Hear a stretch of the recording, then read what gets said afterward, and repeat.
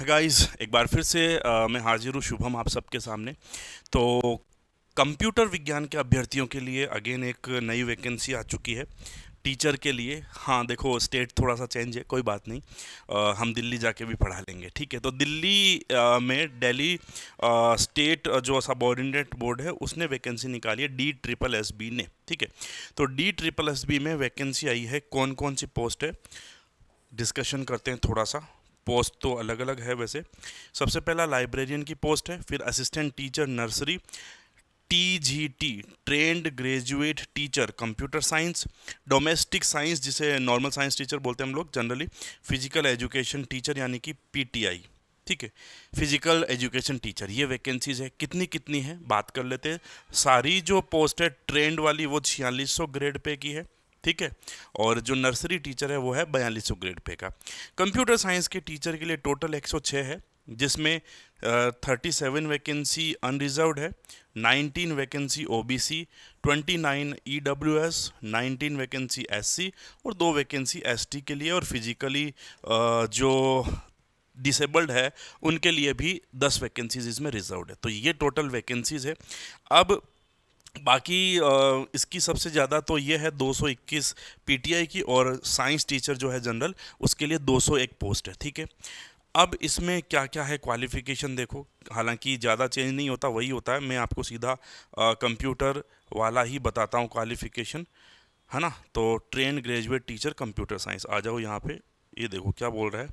तो ये बोल रहा है कि 19/22 पोस्ट का नाम है एसेंशियल। डिग्री आपको क्या चाहिए?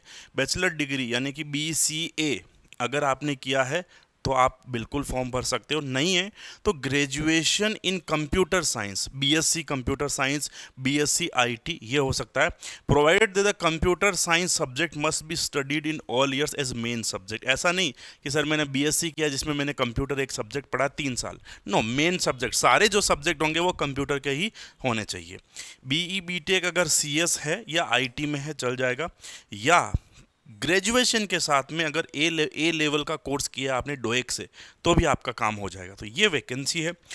एक्सपीरियंस सारे नील है, कुछ नहीं चाहिए। पे स्केल है 44,900 से 1,42,400, यानी कि 4600 ग्रेड पे लेवल 7 में काम करेगा। नॉन गैजेटेड है, बट मान के चलो सेंट्रल दिल्ली गवर्नमेंट की जॉब है, सेंट्रल गवर्नमेंट की नहीं है, ठीक है। तो वो मिलेगा। पेपर पैटर्न क्या होने वाला है उस पर डिस्कशन कर लेते हैं। एज भी बता दिया कि मैंने 30 इयर्स तक है, और वो भी उसके बाद में जो सरकार के अनुसार जो नियम है उसके अनुसार हम लोग कम ज़्यादा ले सकते हैं, ठीक है। आगे की जो बात जो है वो है आप लोगों का 100 रुपये फ़ीस लगने वाली है आप लोगों की।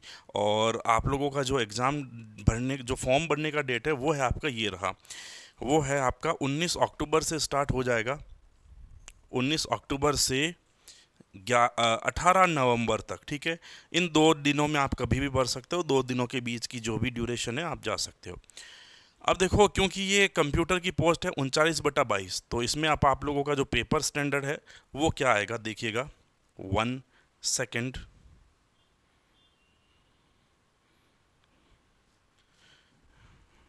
ये देखो, तो पैटर्न है देखो, 2 घंटे का पेपर होगा, 200 क्वेश्चंस आएंगे, 200 ही आपके नंबर होंगे, ग्रैंड टोटल 200 होगी। सेक्शन ए जो होगा उसमें एक एक नंबर के क्वेश्चंस आएंगे। क्या क्या होंगे देखिएगा। जनरल अवेयरनेस यानी कि GK जनरली आपका, इंटेलिजेंस यानी कि रीजनिंग, अर्थमेटिक या numerical ability maths, test of Hindi language, test of English language, ये क्वेश्चन आएंगे आपके।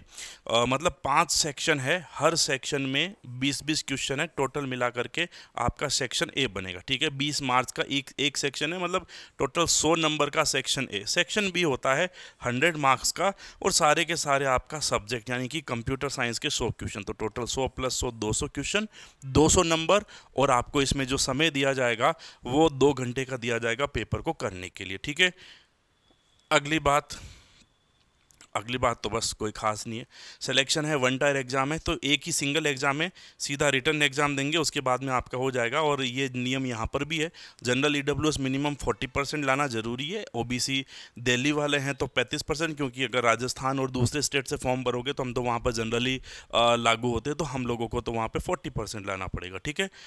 ये है बाकी डिटेल, ये बाकी ये आप लोगों को प्रोवाइड हो जाएगा मेरे ग्रुप में टेलीग्राम में, तो वहाँ से आप लोग इसके बारे में डिटेल्स को और देख लीजिएगा, ठीक है।